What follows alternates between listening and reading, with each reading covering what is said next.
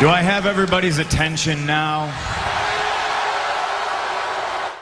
Yo, bienvenue sur Catch Attrape, la chaîne on parle catch, aujourd'hui review de SmackDown du 27 novembre 2020. Tout d'abord, avant de commencer cette vidéo, j'aimerais vous demander de vous abonner, de liker, de commenter, de partager. C'est très important pour développer cette chaîne.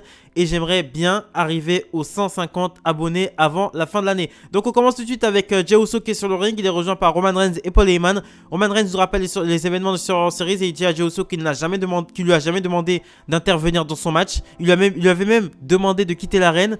Et ensuite, il dit il demande à Jey Uso pourquoi la team SmackDown a perdu.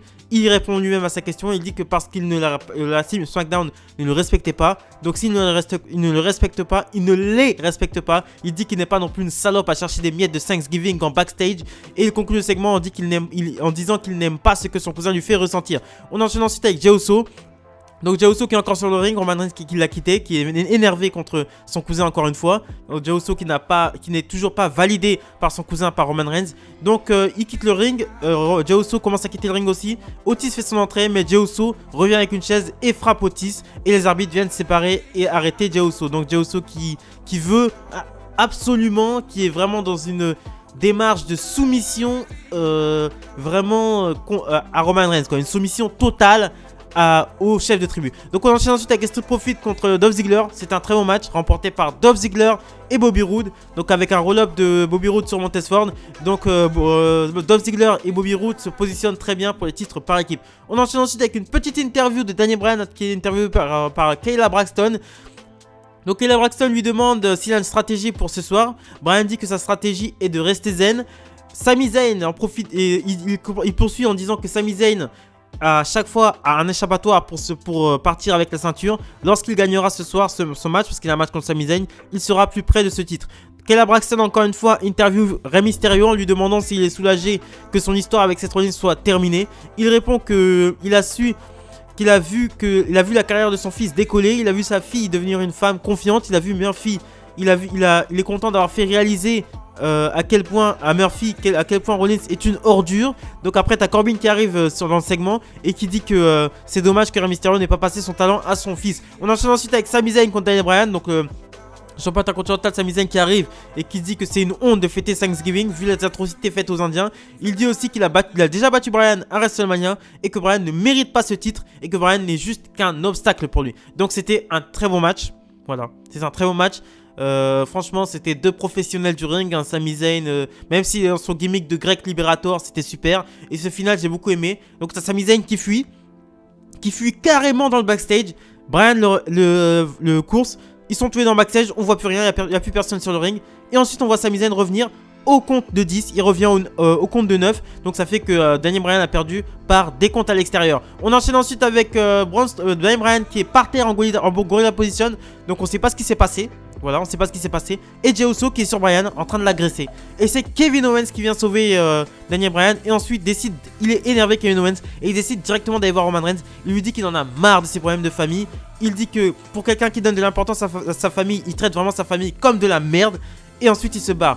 Roman Reigns souligne que que Kevin Owens ne le regarde pas avec peur. Et il demande à Jey Uso de régler ça. On enchaîne ensuite avec Bianca Belair qui fait face à Natalya. T'as Bayley qui est au commentaire, je sais pas pourquoi. Hein. Donc Bayley à un moment donné se prend une droite par Bianca Belair. Voilà. Elle essaye ensuite d'intervenir par rapport à la droite qu'elle a prise de Bianca Belair. Mais elle se prend Natalya en pleine figure.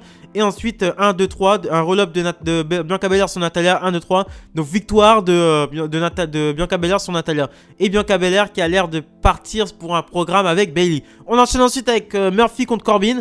La famille Mysterio est autour du ring. J'ai pas du tout compris ce match. Franchement, j'ai pas du tout compris ce match, tout simplement parce que le comportement de la famille Mysterio, c'est un comportement de heel. C'est un comportement de heel. Ils sont 5 autour du ring, ils ne font qu'intervenir. Ils ne font qu'intervenir. Et la victoire de Murphy, en fait, t'as Dominique qui retient l'attention de Corbin. Et ensuite, t'as Murphy qui passe son V-Trigger, un V-Trigger à la Kenny Omega.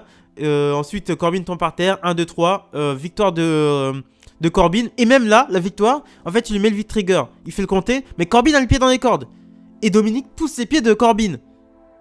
Mais ça n'a aucun sens. Les Mysterio sont face. Ils n'ont pas à intervenir dans un match. Et surtout qu'ils sont 10, quoi. Ils sont 10 autour du ring.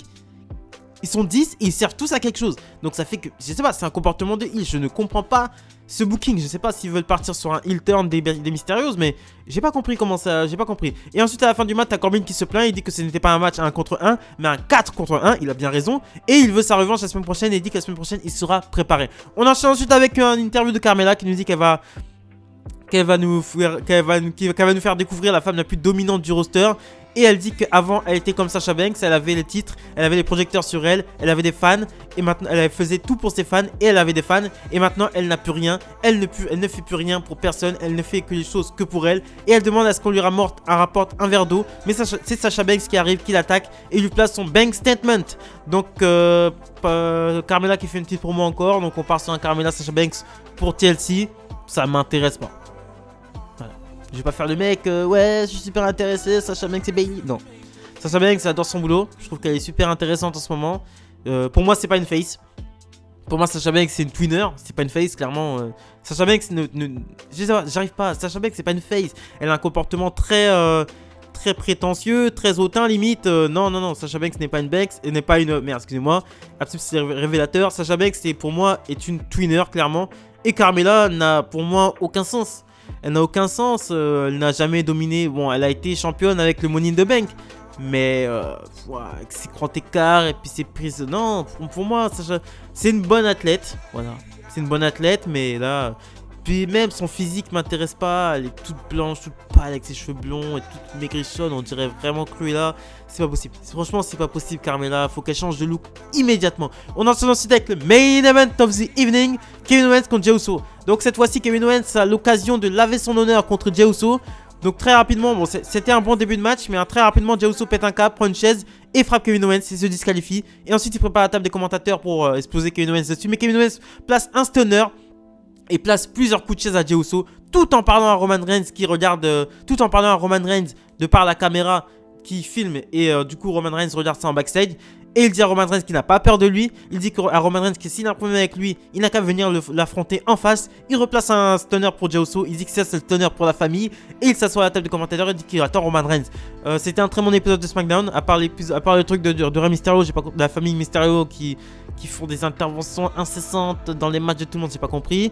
Très bon épisode de SmackDown. SmackDown commence vraiment plus. Je commence à apprécier vraiment les SmackDown plus que Raw et NXT parce que NXT commence à vouloir faire comme le roster principal. Et voilà. Donc, ce qui aussi, il y a un truc que j'ai noté que tout ce qui touche Roman Reigns, c'est normal, est bien écrit. Tout ce qui touche Roman Reigns est bien écrit. Donc, t'as à peu près 60%. Parce que ce qui. Jey Uso, c'est Roman Reigns pour moi. Donc, ce qui touche. Donc, 60% du SmackDown est bien écrit en fait. Ça fait que 60% du SmackDown est bien écrit. Et c'est dommage parce que s'ils mettaient autant d'énergie à écrire comme ils écrivent, à écrire aussi bien Roman Reigns, ils peuvent écrire tout le monde comme ça. Ils peuvent écrire tout le monde comme ça. Parce que là, on voit que Roman Reigns, il y a un travail d'écriture derrière. On voit que c'est très très bien bossé. Kevin Owens aussi, on voit que du coup, comme Kevin Owens sera rattaché à Roman Reigns et Daniel Bryan aussi dans le futur, ils sont aussi très bien écrits. Sami Zayn, franchement aussi, j'adore. Franchement, Sami Zayn, je sais pas, mais en heel, Sami Zayn pour moi, il est pas face. Hein. Je n'aime pas Sami Zayn. Je sais qu'il y en a qui adorent Sami Zayn en tant que face. Moi, je n'aime pas Sami Zayn en tant que face. Depuis le début, je le dis. En heel, il est super. Il fait vraiment un super boulot. J'étais pas du tout convaincu avec lui en tant que champion intercontinental. Mais là, franchement, je suis archi convaincu. Je veux qu'il garde le titre. Voilà. Daniel Bryan en champion intercontinental aussi, ça le ferait. Hein. Ce serait un cheval de course, comme Bret Hart le dit si bien. Ce serait vraiment un champion intercontinental, un cheval de course, quoi. Mais un work horses, quoi. Mais en Great Liberator, Sami Zayn, franchement, je suis vraiment très impressionné de ce qu'il fait. Au micro, c'est l'un des meilleurs de la WWE, ça je le dis clairement. Et voilà, je suis très content. Donc voilà, c'est ce que je pensais du SmackDown du 27 novembre 2020. Si vous aimez bien mes vidéos, abonnez-vous les gars. Abonnez-vous, likez, on fait marcher l'algorithme YouTube. Abonnez-vous, likez, commentez, partagez. Très important pour développer la chaîne. Bientôt les 150 abonnés. Salut les amis!